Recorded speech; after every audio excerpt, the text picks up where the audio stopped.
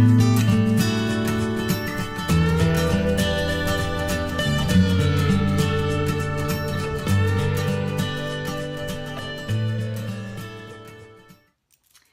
everybody, we're just going to be live here with Awaken Angels any minute. Stewart Pearce is joining us. And meanwhile, I'm going to be shuffling my Karma Angels. So these are the Karma Angel decks. Hi. Hi. Anyway, so let's leave it there. Yeah, there we are. The most important thing is we're now on, and I can see that Arash is here. Hi, Arash. Oh my gosh, I haven't heard from you for a long time. So Stephanie, this is amazing. I'm sorry about the delay, and you were dealing with it in a very cool way, bearing in mind Well, that you know, I've been on so many radios that I know how one can sweat with nothing happening. We do what we can, Stuart. That's all we can do. We do what we can. Well, I would you can hear me, right? I would say that your 30 years, I can hear you fine, just a little bit. Okay. Your 30 years worth of meditation have really paid off. Well, I welcome you to Awaken Angels. So we're going to wake up some angels here today. And I just want to set the intention. I know that you had shared with me, you have that intention of the angelic divine grace coming over this. Well, here we are. We're doing our best. And I had harmonic love. So those are what we're weaving. Oh, wow. The grace of harmonic love. Well, that's exactly what we're creating. We're creating an instrument of harmonic love. Yeah, absolutely. How's London treating you? London is absolutely fantastic. Good. Moving into autumn, of course, so it's rather cool and grey, but we are happy in our souls. Yeah. We are engaged in writing an amazing book all about Diana as an angel. So I know. I've been seeing your post about that. Tell us a little bit about that. How's that experience been? It's just extraordinary because she's here all the time. She's here right now. I can feel her presence. She's an extraordinary human being that is now this vast, angelic, luminous soul who is feeding a tremendous amount of information about the great awakening that took place as a result of her passing. And so obviously I'm not disposed to reveal anything of the book just now, but it will be something that will actually teeter forward through my publisher at hopefully the early part of next year. But you know, the wonderful thing is that she is here, having been the people's princess. She then became the queen of everybody's hearts, and now she is an angel of angelic, vast luminosity, and is sitting within the pantheon of the divine female. So there is Isis and Mary Magdalene and Mary and Diana and Kuan Yin. So bringing about something really immense to help us with these vital changes that we're all going through as we look into our world and wonder, what is our world going to be tomorrow morning when I wake up? Because it's all pretty hairy at the moment, isn't it? It is, you know, and that's the thing that, you know, I wanted to talk to you about, because I know a lot about what you're about is really awakening the angelic activists, right? As am I. I mean, that's one thing you and I share, and really taking action, not just staying in the woo-woo, airy-fairy, as people like to call it sometimes, but really getting grounded and how we can take action. And I know Diana was all about that, of course, in what she did as, you know, walking as an angel on earth. And I'm just curious, you know, right now, I'm really seeing, obviously, a lot going on in the Hollywood system here in LA regarding the divine feminine, right? There's a lot of this energy coming up regarding what's going on there and not giving it energy, but you know what I'm saying. I think everyone knows kind of that there's a lot going on. What are your thoughts, and have you conversed with Diana about this energy in general? I mean, not to give the book away, of course, but just in general, what are your thoughts regarding the divine feminine rising? Well, it's about time. I know, right? And, you know, before I go into a comment, I'd just like to say hi to Simon and George and Jason, and there was somebody else who popped up who's disappeared. The arousal is vast, and for the first time in 500 years, because effectively, when we go back into medievalism, we can remember that everybody was very much in touch with the anima mundi, or as we call it today, the divine feminine. And so what I mean by that, that it was taught in medieval university, that if we felt weak, if we felt out of sorts, if we were not in the right mind, then the simplest thing to do would be to go in a like-minded group into nature, whether it be around a sacred yew or by a sacred spring or in an area of nature that we consider to be a lodestone, where ley lines, where fire lines converge, so that there is a very powerful magnetic center. And then join together in praise, participation, and petition. And as a result of that, our bodies would be invested with the animating principle of the universe, which today we call the divine feminine, and we'd feel absolutely extraordinary. The difficulty was that in the early part of the 17th century, along came the thought police, as I call them, meaning the mechanistic scientists who said, no, no, no, no, this is not real. The Earth is merely a lump of matter hurtling through space. So whatever you've been doing for the last 2,000 years, it doesn't really work that way.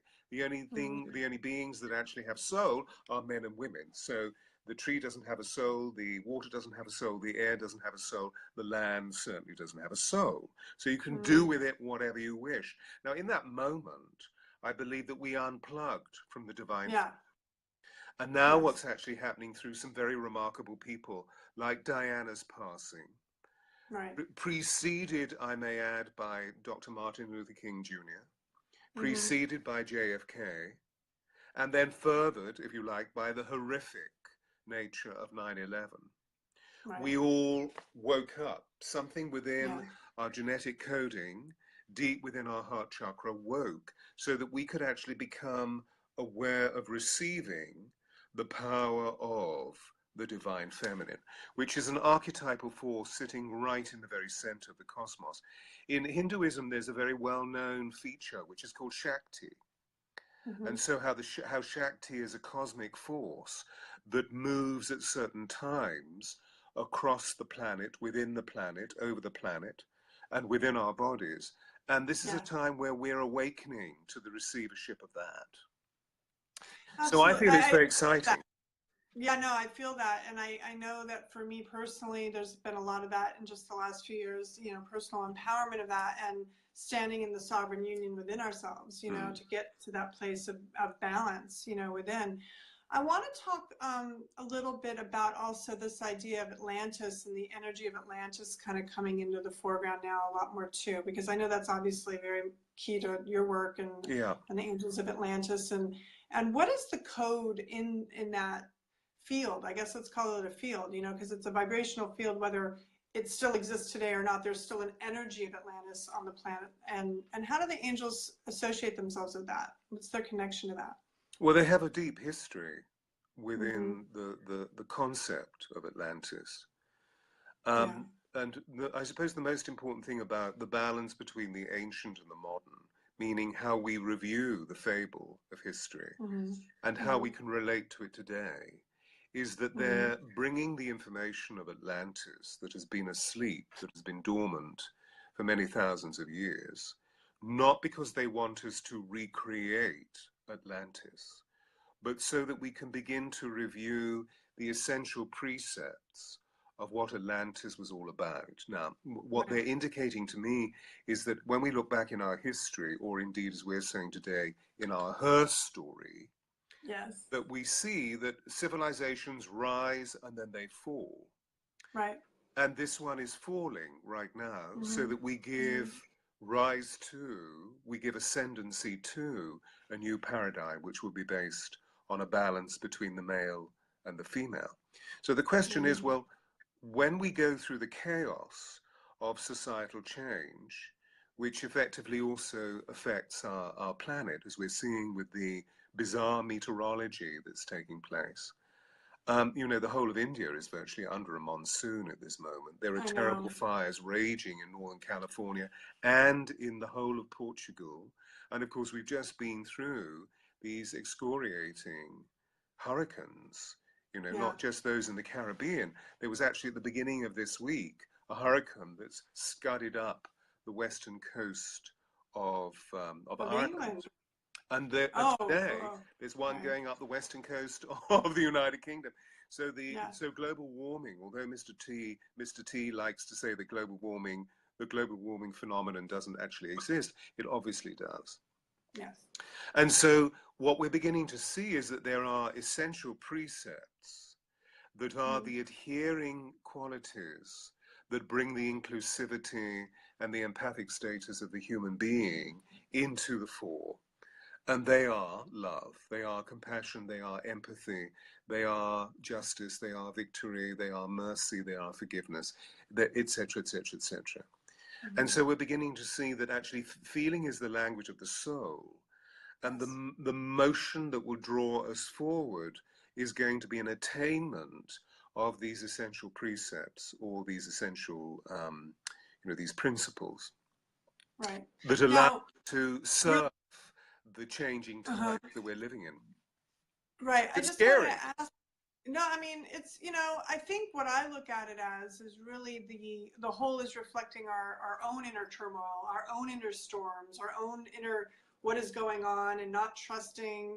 There's a lot of things in the media, people don't buy it anymore. There's a lot of this awakening process really is causing a lot of people to question the systems around them, Mm. and is the medical system serving them? Is their government, obviously not in our country, serving them? There's just certain things that they're really having to face now and take accountability for in a way of creating, because we're all part of this whole. So what can we do personally? I guess let's start with your feelings on what can we do personally, individually, to assist in that collective collaborative awakening process, and all this stuff that's going on around us. What can we do not only as luminaries, as you and I, bring this light into the world of what we connect to and what we know, but just the people that are still going, what's going on? What can they do you think, just to start with, to find that peace within, so that they can then hold a certain energy, that it's not created more and more, and feeding that energy of turmoil, upon the planet, because that's really, we're all interconnected. Mm. What are your opinions on Well, that? we've been fed a very powerful conditioning thought form, Mm-hmm. which is that the only way that we can achieve anything is by doing, doing, doing, doing, doing, doing, doing. And as we Mm-hmm. see, the whole of our world, the whole of the Western world certainly, is based on the principle of there's no gain without pain. That you have to do, do, do, do, do, do. And this is a palpable lie. Yeah. And Yeah. so what we're realizing is that we are very effective action seekers, but Yes. only when we are balancing the doing and the being. Mm-hmm. And so, if I wrap it up in the paradigm, and the new paradigm of, as Einstein said, there are two ways of being able to live your life. One is to live it miraculously. The other is to not believe in miracles whatsoever. And he subscribed to the first principle. But he also went on to say that there is no way that we can resolve the problems of the world by using the same strategy that created them. So what is the Right. strategy? And therefore, well, what is the alternative? And I believe that the strategy has been doing, doing, doing, doing, doing, doing from the point of view of the intellect, and governing or managing or forcing the physical body into the effort complexes of dynamism. And now what we're beginning to realize is that most of the time we're not doing what we could be doing because they say so. And as a result of that, we're really stressed out. Yeah. So for 35 years, whatever, I've been working in all sorts of different industries, helping people with presentation processes, because the majority of people on our planet are terrified about public speaking. I mean, they're more terrified than they are of dying. So in other words, they get stressed out about it. So I've been Yeah. introducing relaxation techniques. So if we are all fixated with doing, doing, doing, doing, and most of the time we are producing huge stress hormones in our bodies, we're producing noradrenaline and cortisol, which of course, as we know, attack the immune system. That's obviously not a very healthy way of doing it. So I believe Right. the first thing we need to be is to move into meditation. The Yes. first thing that we need to trust is that by being, we fold into the inner folds of creation. We move into acceptance through stillness. And in stillness, we hear an archetypal voice speaking to us, which is our higher self, or if you like, our soul, which is an Mm-hmm. echo of the divine one, of the great infinite one, both male and female. And as a result of that, we see ways of being able to resolve any crises that we may be moving through, because after all, we're living in a time of great change, and anxiety always precedes change. So if we can actually move into listening intuitively to that voice, we begin to realize ways of being able to expand our supernature into creating or manifesting untold joy through miracle mindedness. Right. And then in calmness, we can turn back to our doing so that we end up doobie, doobie, doobie doo, just as Scooby-Doo taught us. You know, it's funny because I tell, you know, my clients that the most important thing when there is chaos in the system, you know, whatever that chaos is to not feed in and plug into it more by watching television, the news, and just sitting there giving it energy, you know, but really be the calm in the storm, be the eye of the storm, be the eye of that hurricane, you know, not to use that analogy maybe, but that stillness within and going into meditation. And I, you know, I always connect to that, bringing that light into the body. And I know that you have some sound aspects, you know, that you like to work with as well, you know, and how you work with sound is tremendous. What are some of the sounds that we can use to mantra with that bring that feeling or harmonic of peace and love and joy within? What are some of the ones you can recommend on that? Well, I mean, they're myriad, and it really depends on the uniqueness of what our own personal taste is. But I hear you. I just want to go back to the principle or the point that you just made, which is that, you know, I'm saying this all the time because it's very easy, because we're conditioned doers, socialized and educated into that force. It's very easy to feel that we have to be engaged in what we see as being the pandemonium or the frenzy outside of us. And particularly those of us that are watching or listening to this particular conversation, because the reason why we're listening and watching is because we're all transformers.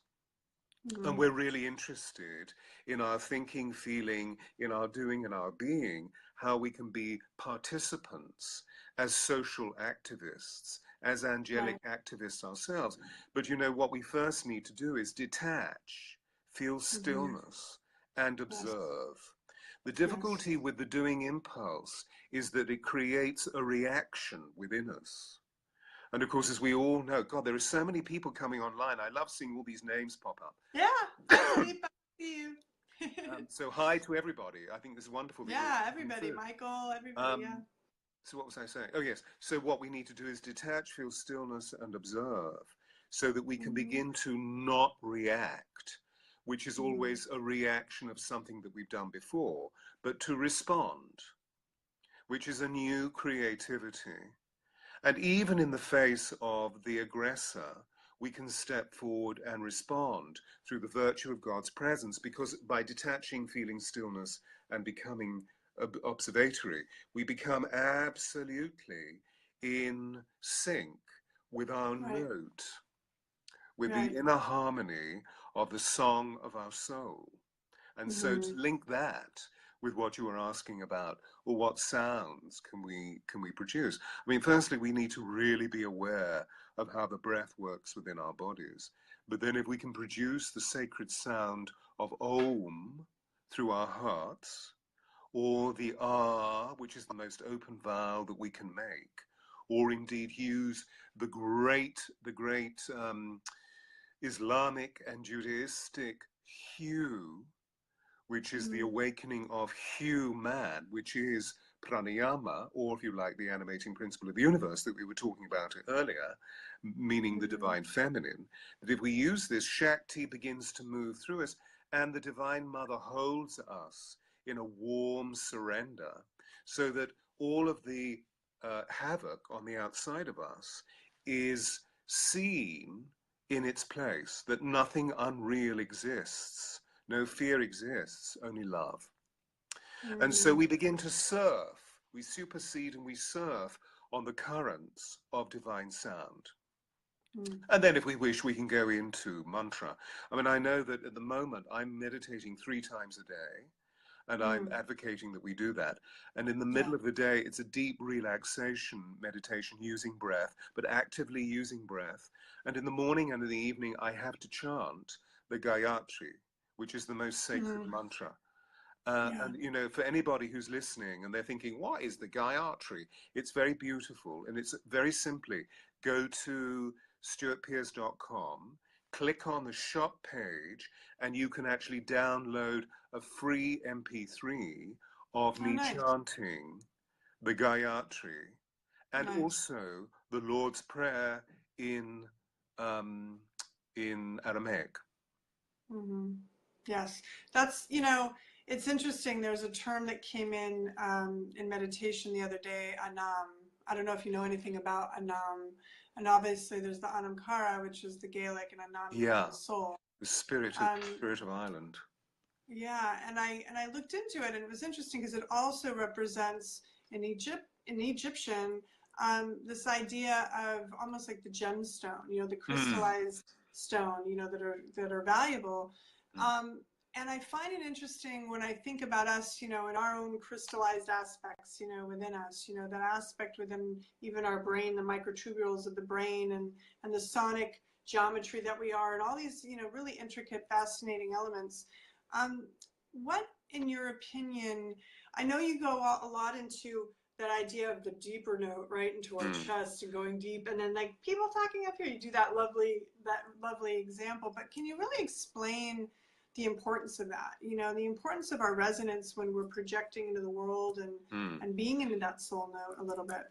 Yeah, absolutely. So hi to everybody. There are so many people coming. Yeah, there's so many people joining. So yes, excited. I love that mantra. Go for it.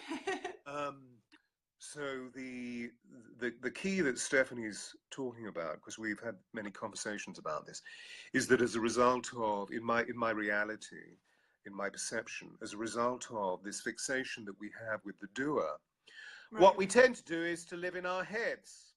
And so our voices tend to sit here rather like that, which sounds a little bit weird, me doing that now, because I've been doing something else before that. But actually, when you think about it, that's really the currency of the world, you know, that everybody sits here. But if we come deep into our note, we come into our hearts. And when we sound from the heart, as the great Hafiz said, who was a great mystical poet, philosopher who wrote poetry before Rumi, if words arise from the heart, they enter the heart. If words arise from the tongue alone, they don't pass beyond the ears. So if we can come back into our hearts and sound from here, then automatically we're finding a position in our bodies that draws every single cell and every organic cluster, all the organs of our bodies, drawing them into a synchrony where we feel ourselves positioned in an exquisite harmony that leads to our personal power, which, of course, you very beautifully was referring to earlier as our sovereignty. And therefore, the movement of the doing and the being, the dynamic and the still, the effort and the free finds this exquisite balance right in the very center of our bodies. You know, I believe that the ancients were onto this when they talked about the hieros gamos, the sacred marriage, when the male and the female could balance within. The dualities could literally come to a fulcrum where a divine portal opened and the divine male, the divine feminine poured through to support what our lives would be like in these three dimensions. And so, for me, sound is at the very core of creation. You know, there's a wonderful, wonderful story where I think, again, this is Hafiz, where there is the belief that the divine one made a statue of clay in his own image, or as we would say today, in his or her own image, and asked the soul to enter the statue of clay. But the soul refused, because the soul was inclusively ubiquitous. I mean, these are spatial words I'm using. The soul doesn't even experience that, because the soul just is. However, the soul refused. And so God asked the angelic chorus to sing a seraphic chant. And the soul was so enchanted that the soul agreed to enter the statue of clay. And so began Adam Kadmon. And that's where we started. So isn't it interesting that we each have within us a fragment of the divine? Right. We are star seed. Yes. And Yes. somewhere within the genetic membrane of our substance is that sound, which was firstly given to us by the angels. And so I believe that that's why you and I are sitting here in our passion, in our fervor, in our sexiness, talking about angels, because this is the third great wave of angels since the beginning of creation. In other words, this is the dawning of the age of angels. Yes. And now, what were the other two, just so people know, because not everybody knows that? It's what, darling? It's what, darling? What were the other two waves, in your opinion, since not everybody watching? Yeah. Well, the first, of course, must have been, as we see it represented in the Old Testament, as being the beginning of creation. And I would suggest that this was the end time of Atlantis and Lumeria. The belief is that Lumeria was in the southern hemisphere and Atlantis was in the northern hemisphere, as we see the planet today. Obviously, when the cataclysm came, when those civilizations came to a point of completion, you know, they reached their sell-by date and everything needed to change, there was a dark force that created a cataclysm. And as a result of that, the polar axis shifted probably 180 degrees. And as a result of that, the topography of the planet changed. But I believe that those two civilizations existed then. And this is what we see as being the fall. The Garden of Eden was Atlantis and Numeria. And then, of course, along came the flood. And Noah was a great Atlantean architect priest who was able to conduct the living inhabitants, both animal, vegetable, and mineral, into the ark. And we found freedom. The second, I believe, was the Italian Renaissance, where post the so-called beginnings of Western civilization, the Greek and Roman thought, that as a result of that, we had precepts because they ordained the classical order in the most extraordinary way, which had at the very core of it the need to harmonize. And this they did, as we know, through a series of different human apertures in their experience, whether it be through intellect or through the practice of oratory, through the great arts of painting, of music, and of sculpting. Right. That they had ways of being able to recreate the fervor of that time. And so we see with the early pre-Raphaelites, we see Giotto, and then leading forward into the phrase of Michelangelo, that suddenly there was this frenzy of painting angels everywhere. And of course, the interesting thing is that they were seen as human beings with wings. Whereas when we go back into the Atlantean thought was that no, angels are actually orbs of light rather than human beings with wings. But of course, in Western classicism, it was important to have human beings with wings because after all, they are the saints, they are the patriarchs, and these are the angels.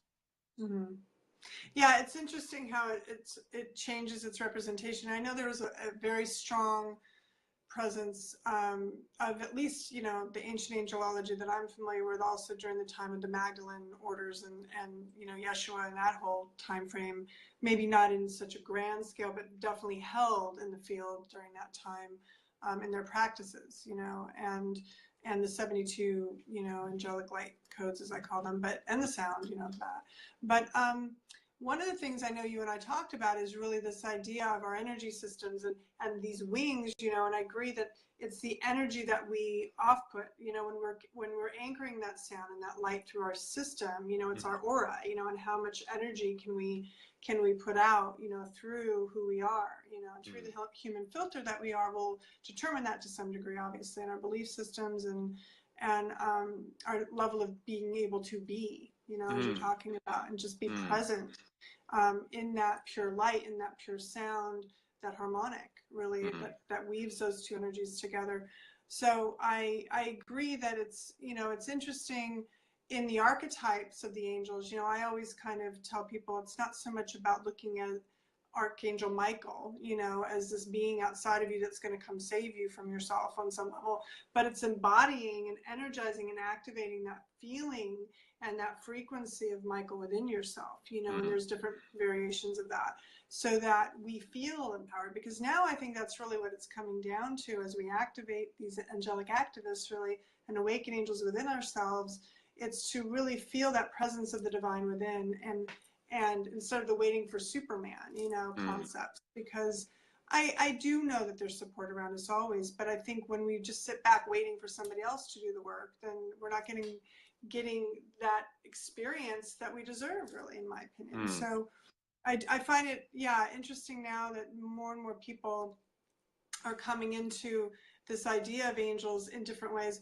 I also find it interesting that Doreen, you know, it's so funny because she's all about angels, and now she's going into more the Yeshua framework, you know, and there's an interest in the Christ consciousness rising too, you know, and the Christed feminine really needs to come into that as well. So it's all these energies really kind of commingling, and I find it fascinating right now Mm. what we're really contending with, all these belief systems being dismantled and remantled and redesigned and kind of Mm. played with, and that's what we're about here too, you know, in Awaken Angels, in terms of why I'm bringing different luminaries such as yourself forward to speak from these different angel angles, you know, different angles of all this perception, so Mm. people can find their entry point and discover themselves, you know, on some level associated with Mm. this. So I appreciate all of that. It's beautiful.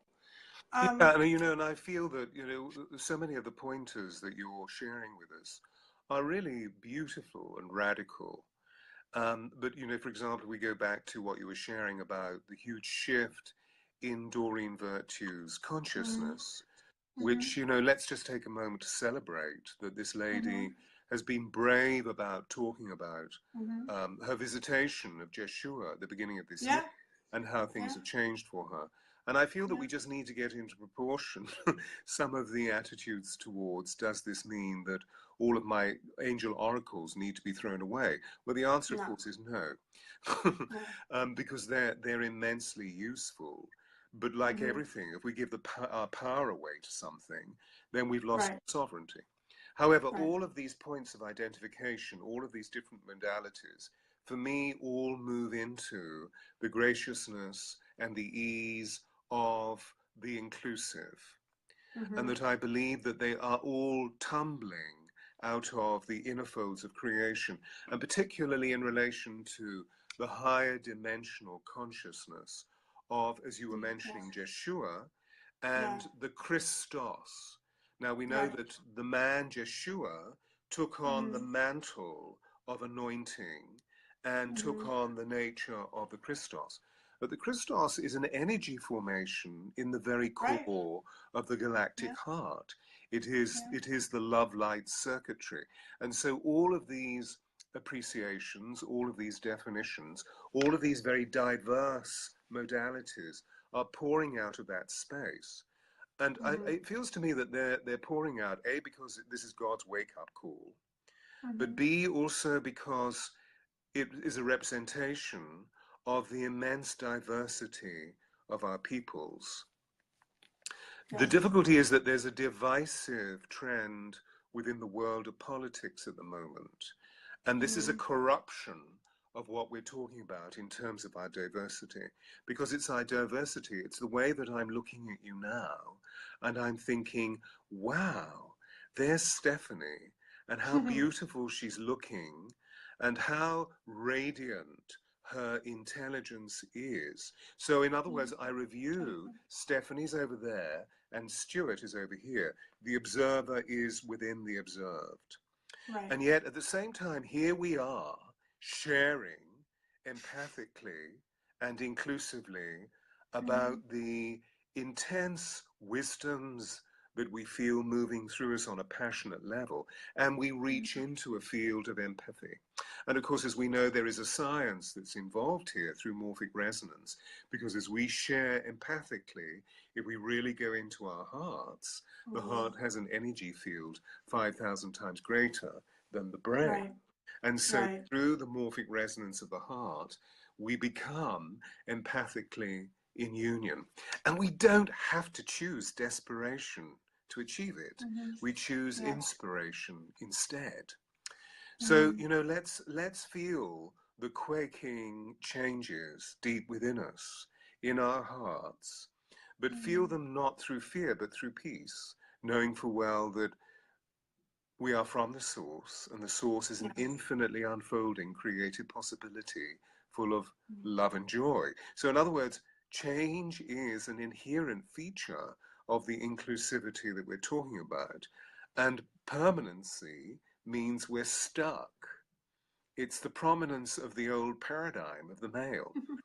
And this is what the angels are teaching. Now, the other thing that I wanted to drop in is that the way, you know, in the face of the angelic communion, as you were saying, are there 72? Are there 144,000? You know, it goes on and on and on and on. Right. And this is why 30 years ago, I believe that these 12 angels, most of whom we know extraordinarily well, came together and gave me a bit of Shaktipat as I stood and knelt on Glastonbury Tor on August the 16th, 1987, which is interesting because 10 years later was August the 30th, 1997, when Diana passed, etc. So there were great synchronicities in terms of the echoes. And the way that they came forward was to show us that they each have a very specific vibration. They all come from the same fontal of light. But they seemed rather like a beautiful prism. They seem to, when the breath light shines through them, when the great one light shines through them, that automatically they become the rays of a spectrum. And they each have the intelligence within interfacing with humanity. They each have the intelligence of an archetypal role. So there is the healer, there is the teacher, there is the leader, there is the sacred lover, there is the guide, there is the comforter, and there is the great messenger, as in Gabriel. And these archetypes are keys into our consciousness.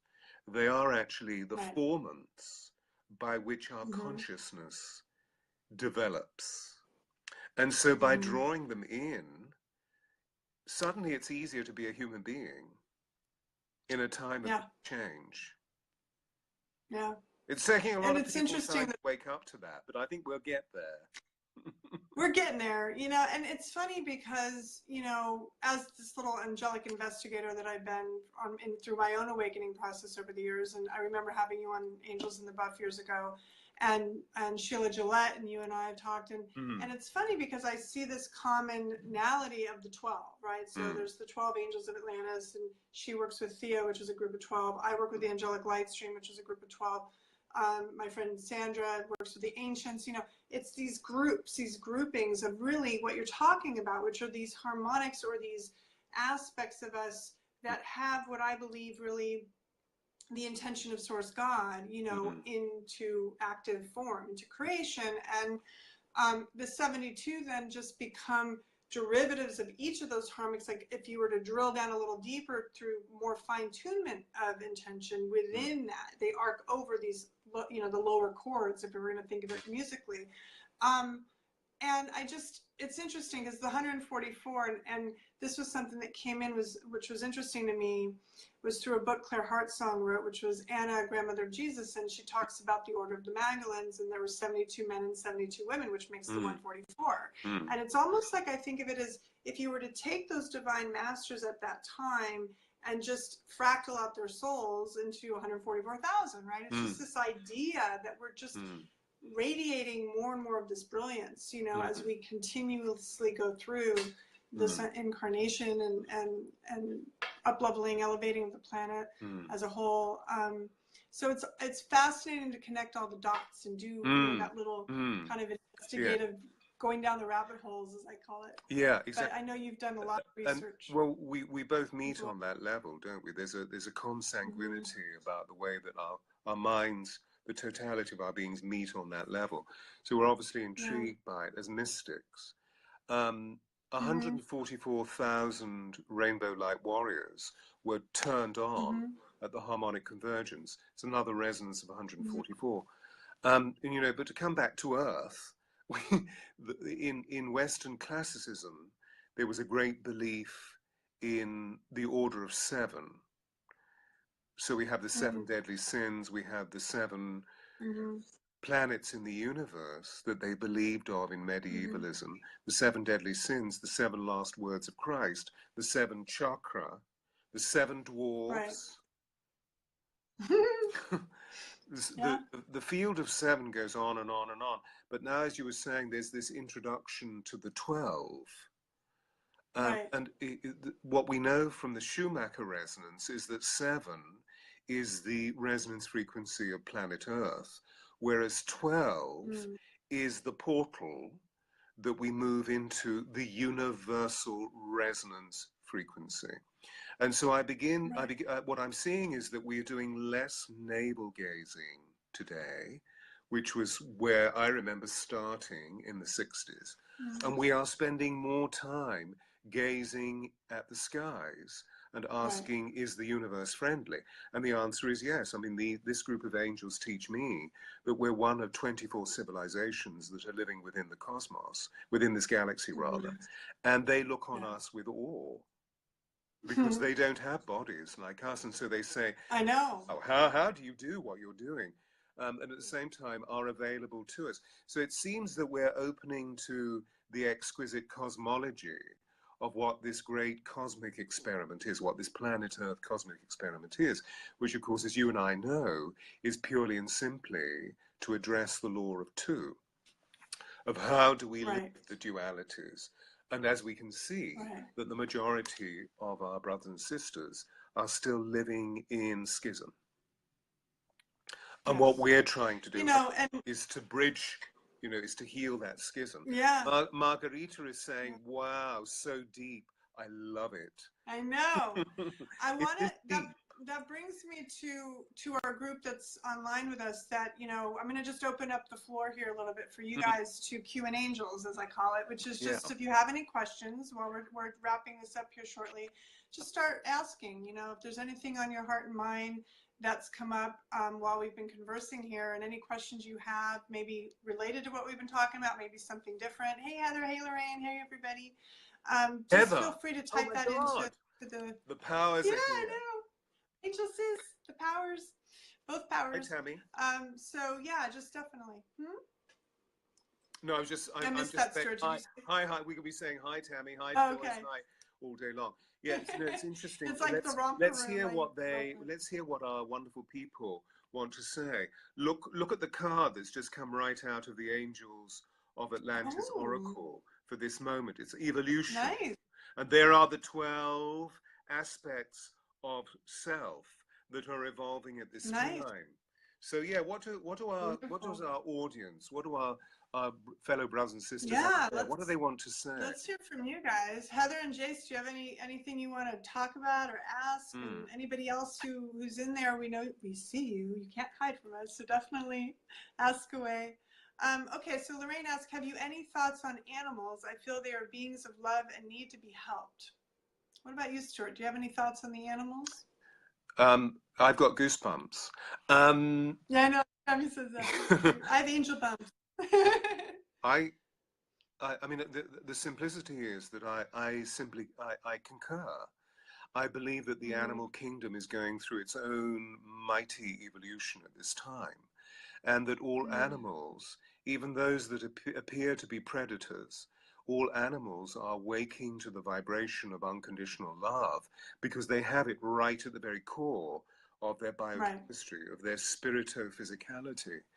And so when we look at those animals that are nearest to us as, in terms of our domestic pets, the one thing that they're all doing is tuning into the love light circuitry and reminding us of the simplicity of what it is to just simply regard one another with curious, loving empathy. And that's what they do, you know. And of course, when we're naughty, they remind us rather of the fact that we're being naughty and that we need to address the balance and to become more civilized, to become more polite, to become more gracious, and to get off our high horses. And they're wonderful in that way because they always do something that is funny or ridiculous or disdainful, just to remind us who we are. So, you know, that's my take on what animals are doing.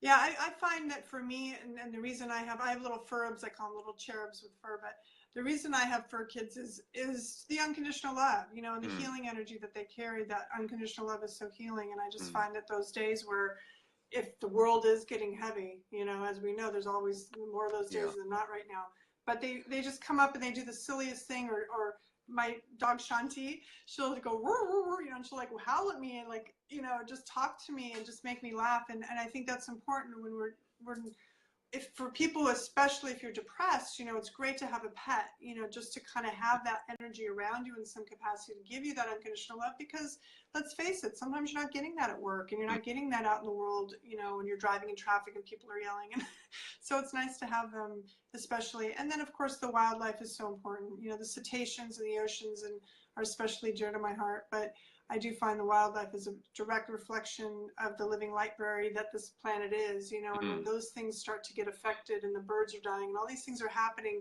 I find that purging that's happening right now with the fires and the storms, it's all of this grid that's really needing to recalibrate, and it needs to release and let go of old systems in order to build these new ones that we're so deeply, you know, intending right now.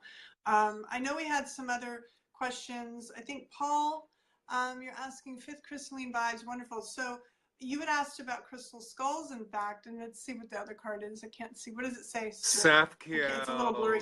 the angel of sacred love is here, and compassion, what we were talking about, unconditional love. But of course, in the card, here is St. Francis, who of course had some really neat things to say about the animal world and the loving tendency of the animal world. So I'd like to know what your thoughts are on voices and how to interpret them. On voices? What voices? What is angels? What is it? What are angels? Meaning what? So I think the question might be, and if I'm going to tune into it, might be the clarification of when you get different voices in your head, or maybe some people hear them audibly, how do we discern between angels, you know, ascended masters maybe, or perhaps a loved one and a disincarnated, you know, who's passed over that's assisting, a guide? I guess maybe that's her question, and of course she's welcome to tune in. I mean, you know, chime in and see if I'm correct in that. But that would be my feeling on that, is how do we discern? Do you have a certain method for you that works in terms of I mean, the most important thing as we know, you know, which is at the very core of our psychophysical reality as spiritual beings on the human journey, is the teaching that we see in so many of the esoteric disciplines. But if we go straight into the Bible, the very first thing that we see in Genesis is that God asked Adam to name everything in the garden. In other words, what Adam did was to take the vibrational, empathic knowing of that thing and gave it a name. So in other words, when we give something a name, we identify the vibration. So why don't we say to whatever the voice is, hi, who are you? Yeah. So that's a doing aspect. That's very much to do with the left brain.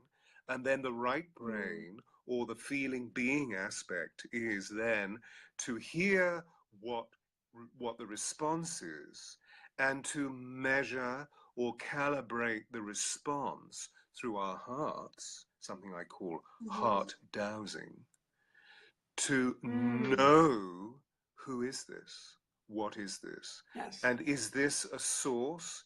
Is this an electrical force that I want to spend time with? And some may not be. So we can say, thank you very much for coming, goodbye, and it automatically brings an energy that we identify as being pure. I mean, isn't that really what the story in St. Luke of Jeshua going up to the man who is crazed, and everybody else in the community going, and Jesus said to him, "Who are you?" And the man said, "My name is Legion, for we are many." Now, in that moment, of course, Jeshua, the great magician that he was, knew exactly how to manage the situation, because the being had identified, had named who he was. And when we name, we have power. And so by asking, well, who are you? We automatically have a way of being able to manage the situation rather than, oh, I'm being bombarded by names or voices. Who are they? Are they of the greatest good? Are they of the greatest bad? You know, if of course, if we become severely imbalanced, we know that that moves into dementia praecox, that moves into schizophrenia, and that's a different subject. But we must You know, raise it's funny our for me. vibration to connect with the angels. I don't know who that was, but that's beautiful, isn't it? We must raise our vibration.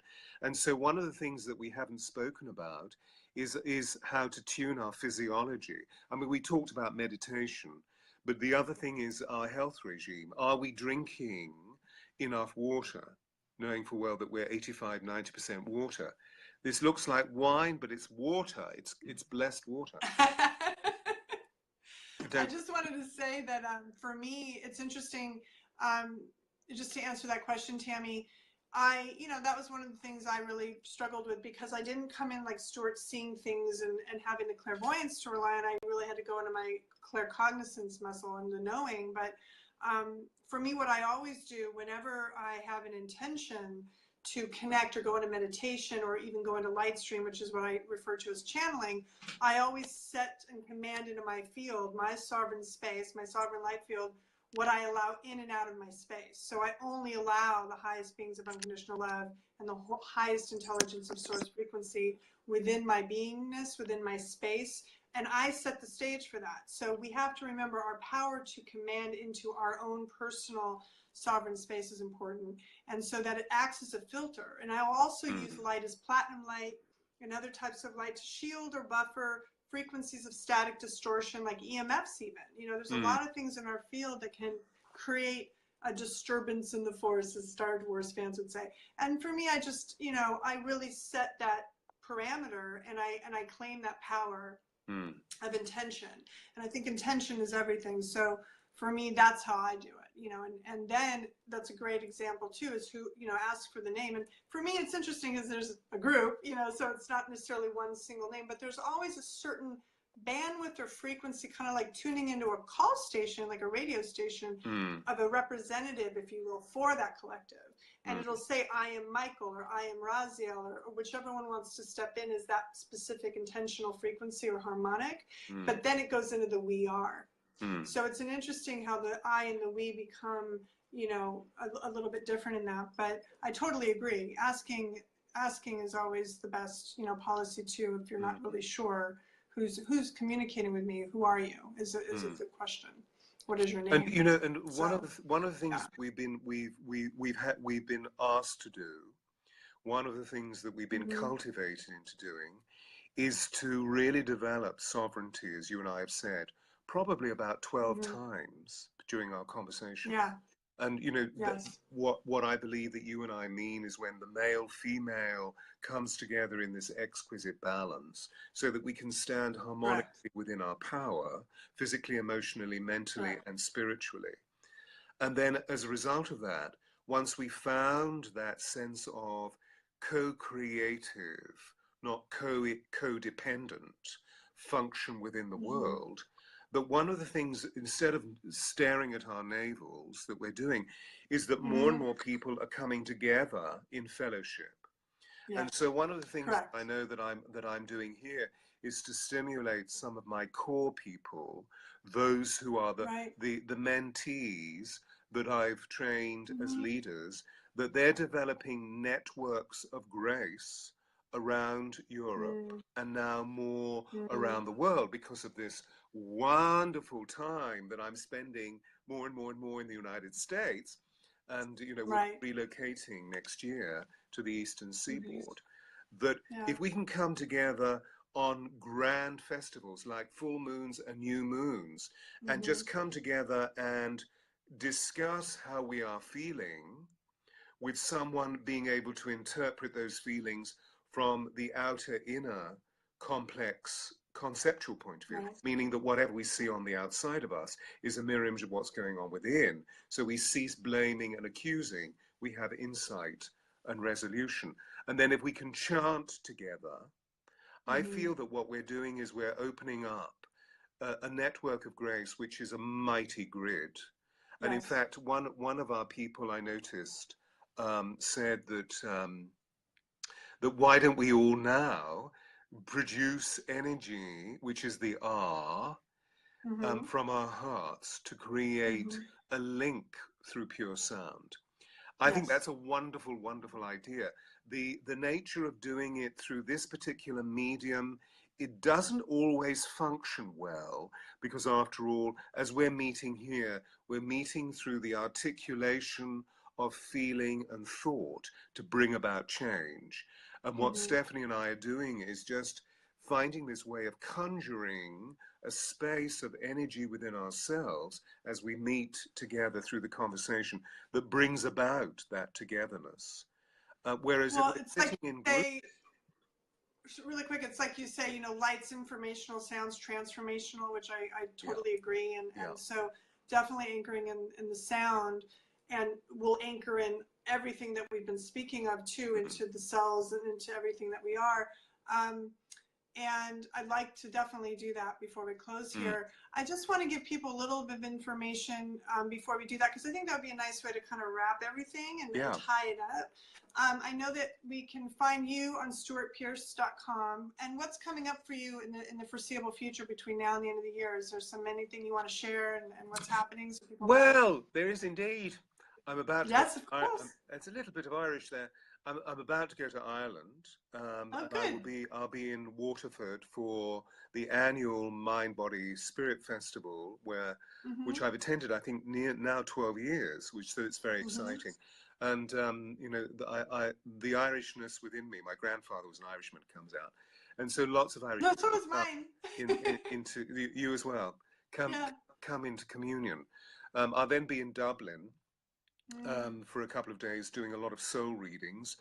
Come in quickly because they're being sold out. And then I'm going to Belfast. And in Belfast, I'm doing a very special workshop for the people in the north. I've never actually been to Belfast or Northern Ireland, which is governed by the English in this, I believe, frankly, in an absurd way. You know, let's give Northern Ireland back its sovereignty. However, I'll be there. I haven't been before to teach the angels. I've done corporate work and so forth there. And then back into the United Kingdom. But then I'll be in New York City for about 10 days before, and I'm doing a series of workshops then, more for actors than for our brothers and sisters who are out there, unless there are any actors there.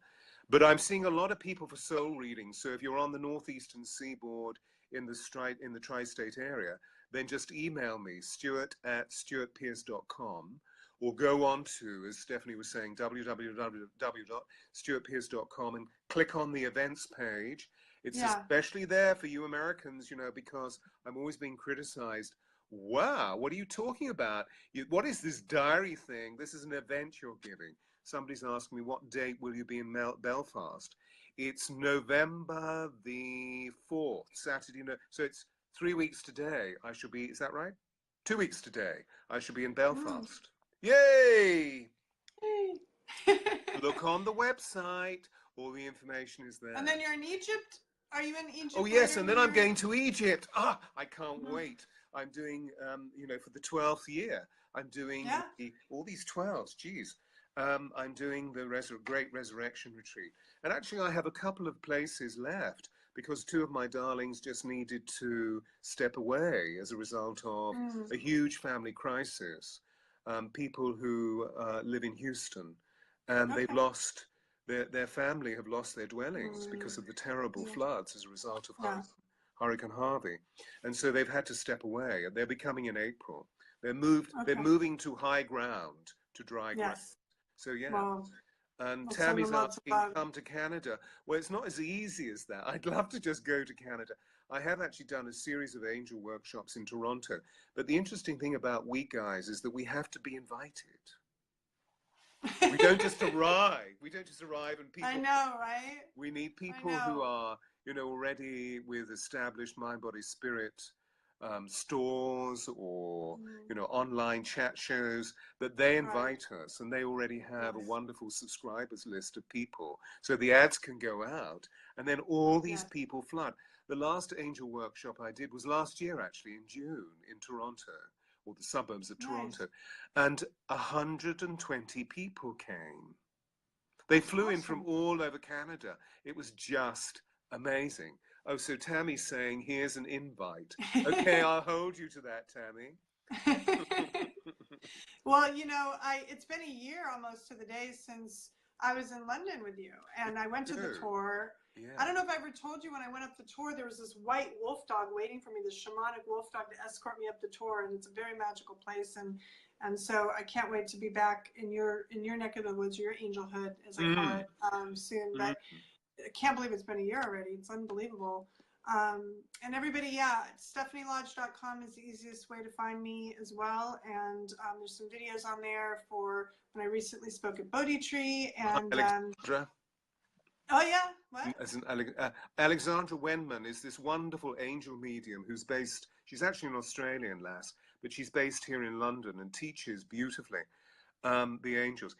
As you were talking, I just picked another card, and it's Raphael, the Holy Healer, Earth Force. But look, here's the tour. Here's Glastonbury tour. Yeah, nice. There you go.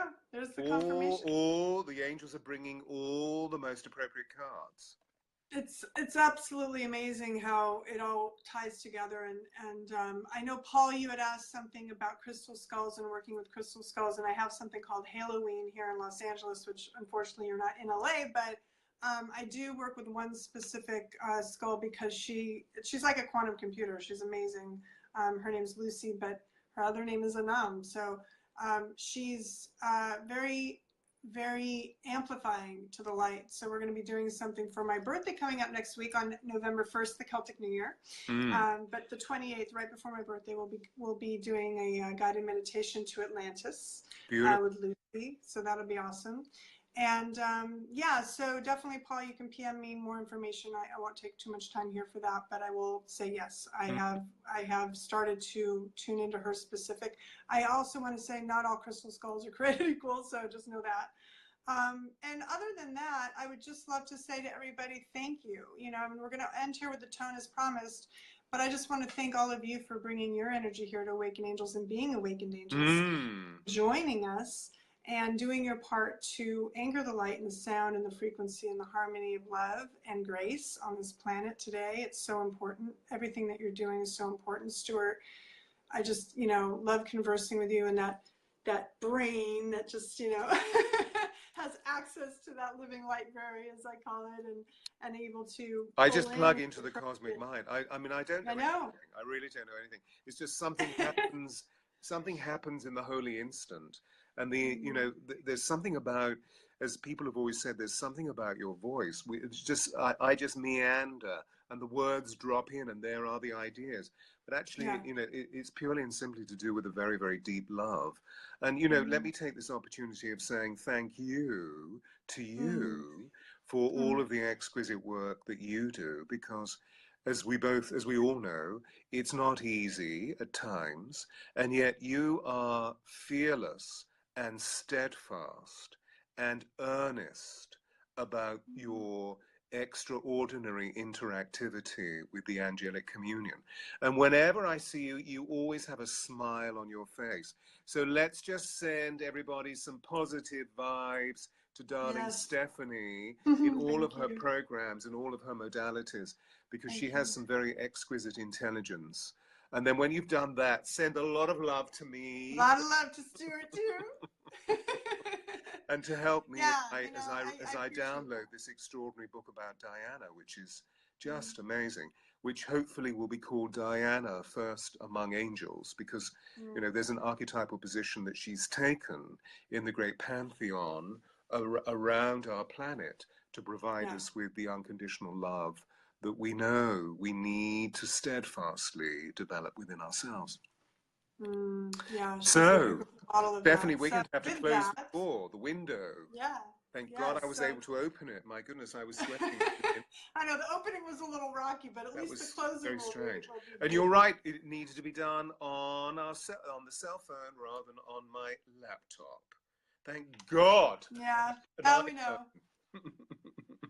Well, I will let you lead the way with this tonal experience. So you guys, if you can just feel your body is as aligned as possible, meaning you're feeling very grounded and your spines are beautifully aligned.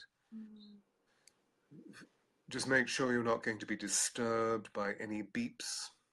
And as you feel your body aligned, just feel a beautiful silver white light going all the way down through your spine. This is the pranic cord. And if you can visualize it swiftly going all the way down through the base of your spine and then penetrating through the building where you are into the earth's crust eventually, and then through the soil, the clay, the stone, the rock. Feel it going right down into the bedrock of Mother. Ask her for a gift, ask her for a blessing. Notice how she holds you in unconditional love, which of course we call gravity.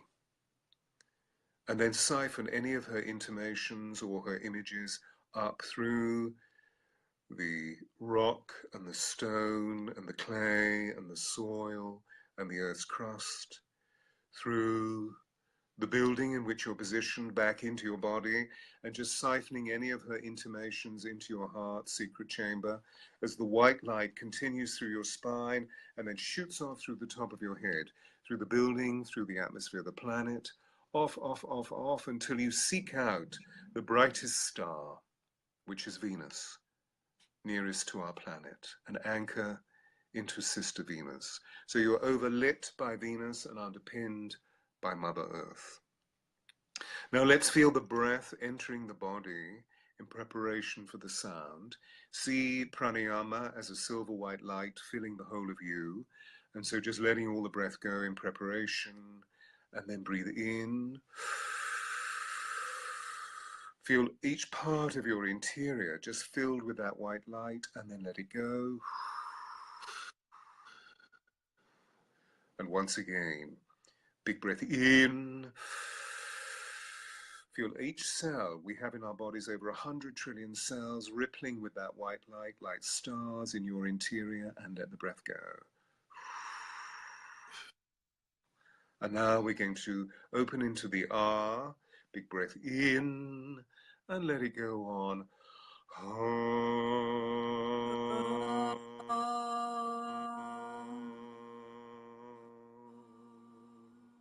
And breathe in.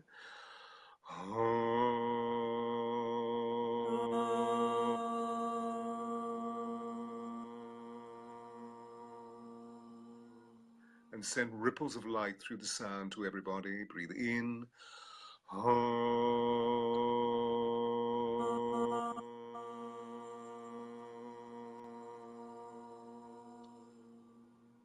And then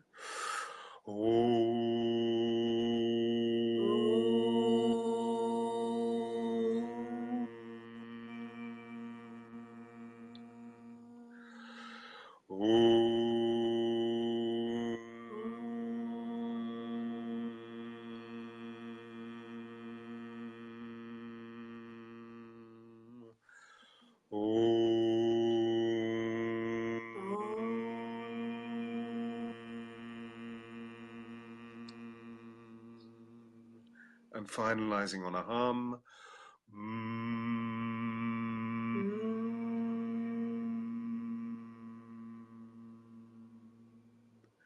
And then pause and feel the stillness.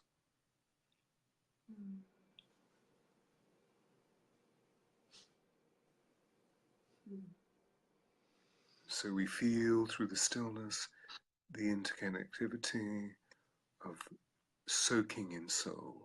Your soul, my soul, our soul.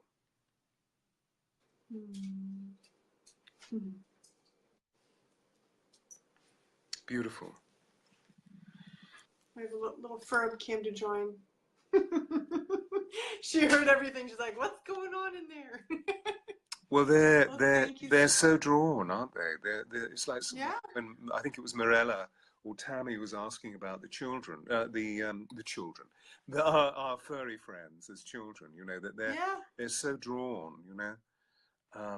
Bless you, darling. It's been absolutely wonderful Thank meeting you. you and Thank everybody. you. I love And this. everybody. I could get addicted And to everybody this. who'll be watching on demand, I will be posting this up on YouTube on Sovereign Light channel for YouTube for those of you who want to go back in perpetuity. But also, you know, Awaken Angels. Find us there. We'll be back, and Stewart will be back, and we'll be chatting again about something else going on. Yeah. And may I drop in Yeah. that tomorrow, and I should have the times, tomorrow, that's 6 o'clock in the evening in Europe, in the UK, I should say.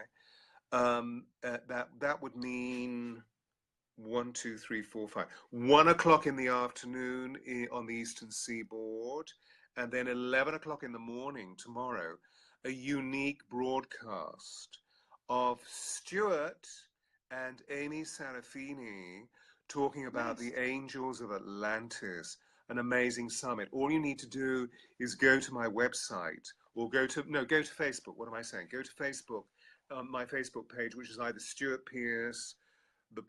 I never know whether it's private or public, but you know, and there's Stewart Pearce or Stewart Pearce, legendary sound healer, angel whisperer, and there is the link. So do go, come in. Amazing conversation is going to be had, and live in callers where I'll be talking to people. I think I talked to about, I'm going to talk to about 7 people, and I'll be given, you know, giving oracle readings. So tomorrow, this is October the 22nd. I forgot. Yay. My God. So, I mean, this is my dress rehearsal, Stephanie, talking with you. There you go. And now I can spin into this wonderful Free Love Festival tomorrow evening. I mean, evening in the UK, but 1 o'clock on the Pacific coastline. Okay. And I'm just going to let everybody know I'll be posting some links here in this feed, in this live feed, so you can find websites, you can find Facebook pages and all of that. I'm on Facebook at Stephanie Lodge. And yeah, and Halloween is next weekend. If you guys are in LA and want to come and see Lucy and experience crystal technology in that way, I will be guiding a meditation at 3 o'clock here in LA at the Omen Garden. And I think, Stuart, you might know Omen Garden, maybe not. But I want to be there. I want to be there. I know. But I'll be in Waterford in Southern Ireland at the Mind Body Spirit Festival. So you know, if you're Irish and you're listening in, come. So it's going to be amazing, very unique experience, and we'll be going to a Temple of Atlantis in our journey, and yeah, it's pretty profound. So definitely tickets still available for that. I'll be posting that on Stephanie Lodge. There are already the links there too, where you can find it. So, honey, if you can text me or just FaceTime me when you're going to go into meditation, then what I'll do in Ireland is I'll link in. Okay. Okay. Yeah, it'll be 3 p.m. our time, so I'll 3 p.m. your time. Okay. Okay, cool. That'll be 10 o'clock in the evening. No, what am I saying? 7 o'clock at night. Oh, I may be. Oh, okay. I'll put a note in my diary. I'll tune in. Okay. Well, you know what's so funny is the last time Lucy was in LA was the 11/11/11. She hasn't been. She lives in Sedona, so she's coming in. And our friend Alexander is going to be coming in and sharing his crystal technology kind of trunk show with his bracelets, as we know, crystal current, and just having a fun day with crystal technology is always fun. So it'll be awesome, and we'll think of you and all the Angels of Atlantis, obviously, and hold you guys in our space for sure. So thank you, Stewart, again. Thank you, everybody. Namaste. Love you guys. Namaste. Bye. Bye, everybody. All right, everybody. So thanks again for joining. And this has been another episode of Awaken Angels here on Facebook Live. And like I said, you know, we're here to anchor our own inner angel, you know, into the space of this planet that needs us so much right now. And we're rising and rising and rising into the light that we are, and the sound that we are, you know, the harmonics that we are. And so no matter what's going on in our experience, when we can hold the truth of who we are, and the message that we have, you know, as divinity in action, as our own ability to just do the light work that we came to do as healers and teachers and the rest, as luminaries, living luminaries, and you all are living luminaries. And so remember that. Remember, we are here, we are awakened, we are awakening, and every day it's another lesson in learning and mastery. So find us on Awaken Angels. You can find me at Stephanie Lodge. You can find Stewart at Stewart Pearce. It's pretty easy. And join our community and engage. We also have Awaken Angels. It's a Facebook page where we'll answer questions, so you can definitely post some questions there. Feel free to post questions here in the chat. If you missed the live stream and you're watching this on demand, definitely feel free to post your questions and we'll still answer them. I make it pretty diligent about going in and making sure we get you guys the answers you need. So if you had any questions and you didn't get them answered, I will go back in and do my best. And like I promised at the front of the show, we had Mitzrael come in. This was the angel that came in, and I just wanted to share this really quick. I know Stewart has his cards, and he had many that joined us today. So I just wanted to share the message of this angel. Truth and teaching.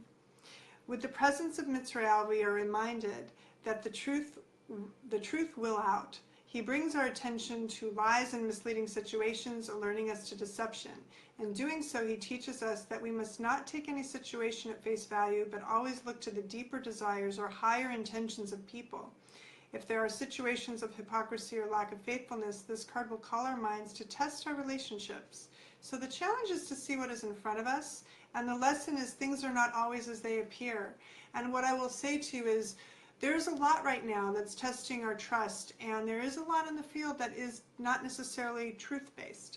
So use discernment, tune in, ask your heart. The heart is always going to know, you know, is this real, or is this an illusion? Is this something I need to pay attention to, or is this something that is actually not important for my highest calling, my highest good? And see what the answer is, you know. And I think that's the tone when I say the 72 angels. You know, there's these ideas of the codex of that, and so Mitzrael is a discerning intention vehicle, right? So just invite Mitzrael into your field to just discern if something's coming up, whether it's on the news or whether it's something you want to put into your body, whatever it is this good for me? This is an energy that you can ask and use intentionally. So I just wanted to gift everybody with that as promised. And thank you again for joining.